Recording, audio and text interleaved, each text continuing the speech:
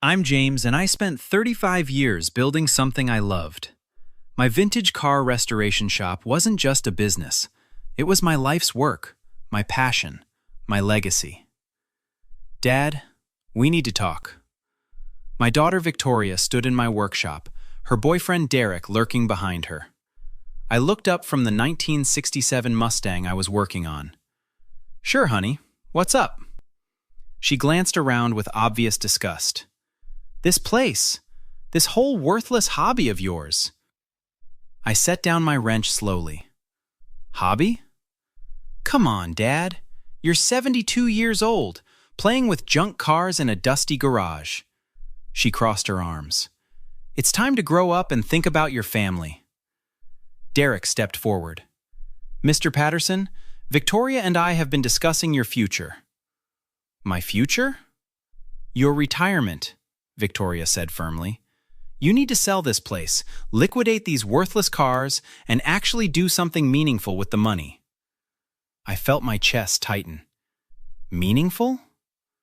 Derek and I are launching a tech startup. We need investors. She walked around, touching my tools with disdain. You're sitting on at least $2 million in property and inventory, wasting it on rusty metal. These cars are worthless, she interrupted. Dad, nobody cares about old cars anymore. Your whole life here is basically worthless. The word hit me like a punch. I've given you everything, I said quietly. Paid for your college, your wedding, bailed you out twice when your businesses failed. And now it's time to invest in something that'll actually succeed, Derek said. Our app is revolutionary. Victoria pulled out papers. We had a lawyer draw up documents. You sign over the business and property to us, we sell it, and use the capital properly. You want me to just give you my life's work? Your worthless life's work, she corrected. Dad, you're old. You should be in a retirement community, not breathing in paint fumes and lifting heavy parts. I stared at her. When did you become so cruel? I'm being practical. She thrust the papers at me. Sign these. Derek and I will handle everything. You can move to Sunset Meadows. We already looked into it. You want to put me in a home? It's assisted living, Derek said smoothly. Very nice. You'd be much happier. Victoria leaned in. Dad, stop being stubborn. Your generation doesn't understand modern business. We do. Sign the papers. I looked at the documents. Transfer of property, business assets, everything I'd built. I need time to think. We need an answer by Friday, Victoria said. The property market is hot right now.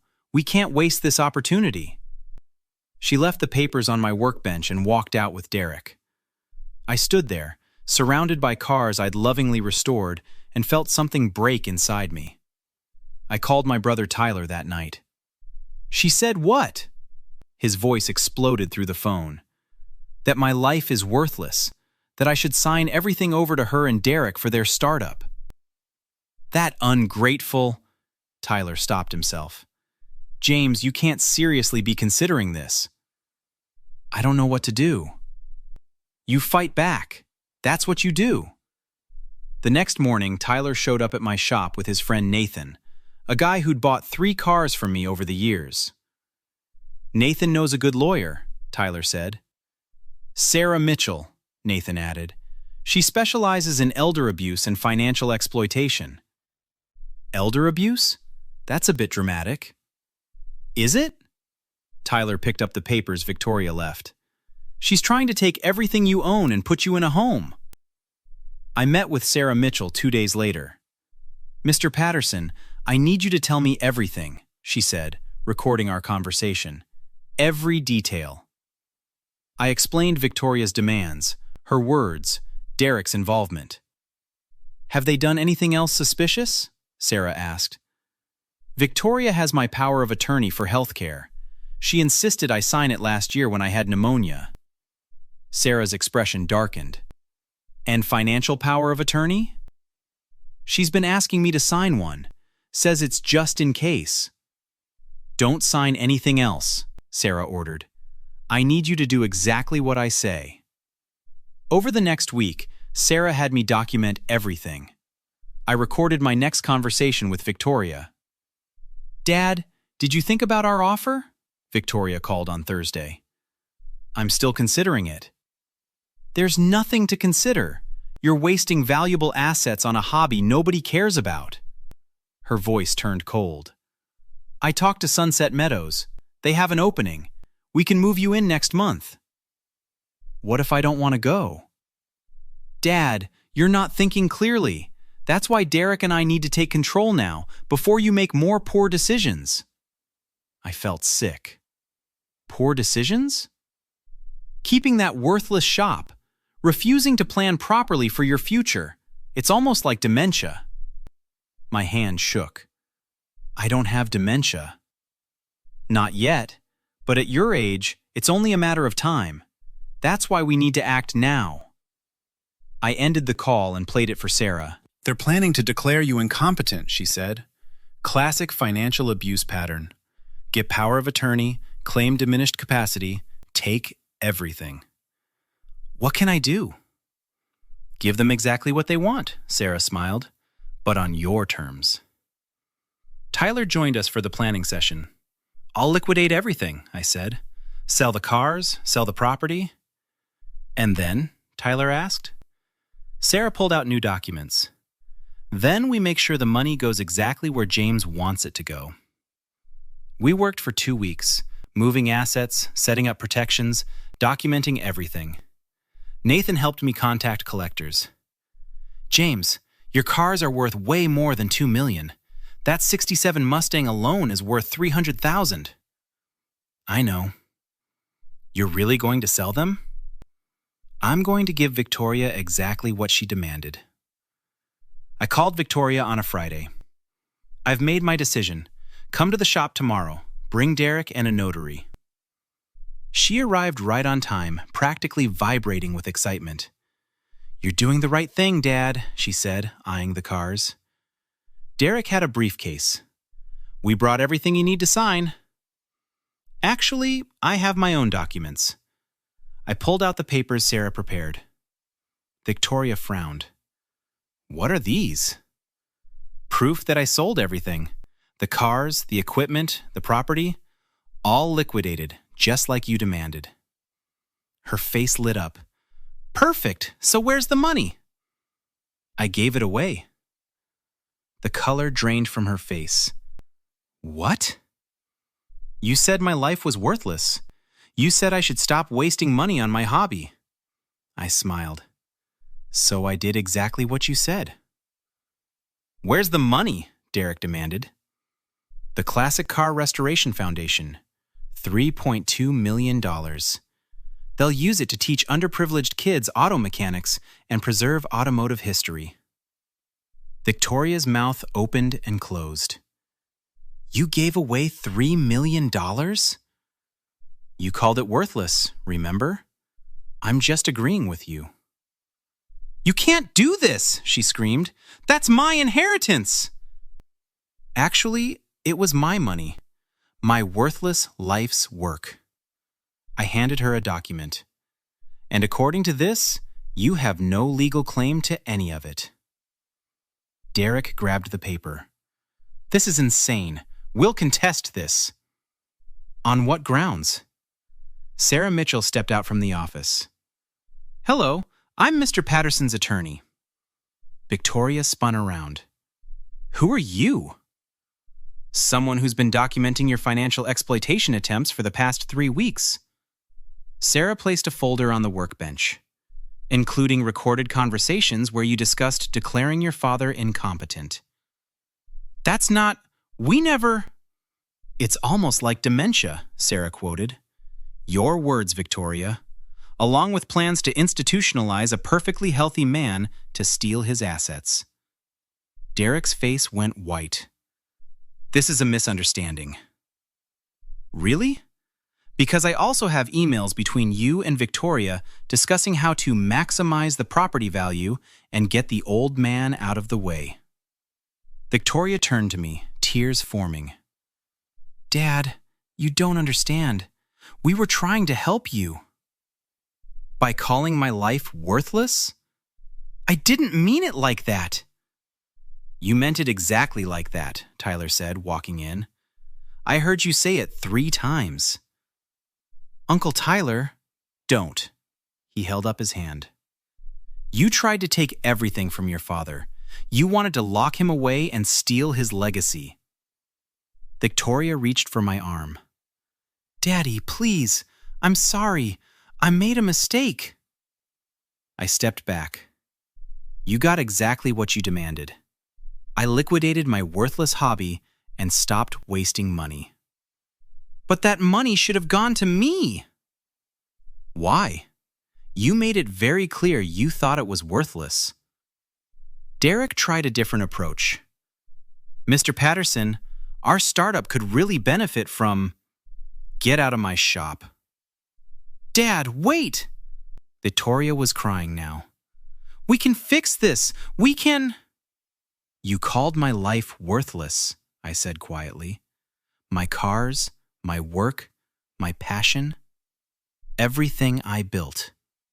You looked at 35 years of love and dedication and saw nothing but money to fund your latest failed business. I didn't fail. My other businesses just needed more time. You failed because you don't value anything except money. And now you have exactly what you deserve.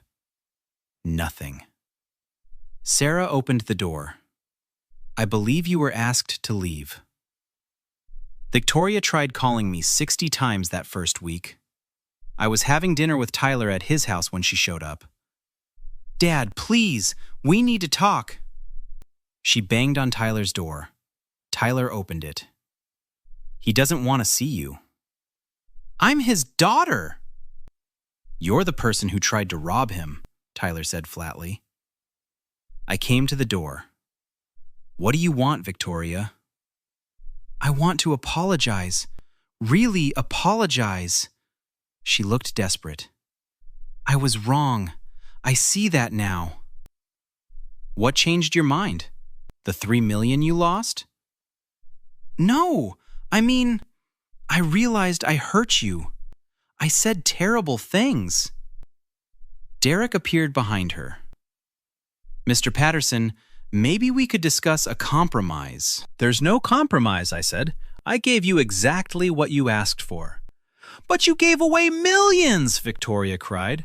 Worthless millions, according to you. I was angry. I didn't mean it. Sarah Mitchell's voice came from behind me. She joined us for dinner. Yes, you did. You meant every word. Victoria's eyes widened. You're still here? I'm James's attorney and his friend, Sarah stepped forward. And I want to make something very clear. If you continue harassing my client, I'll file for a restraining order. Harassing? He's my father. Who you attempted to defraud and institutionalize, Sarah said calmly. We have everything documented.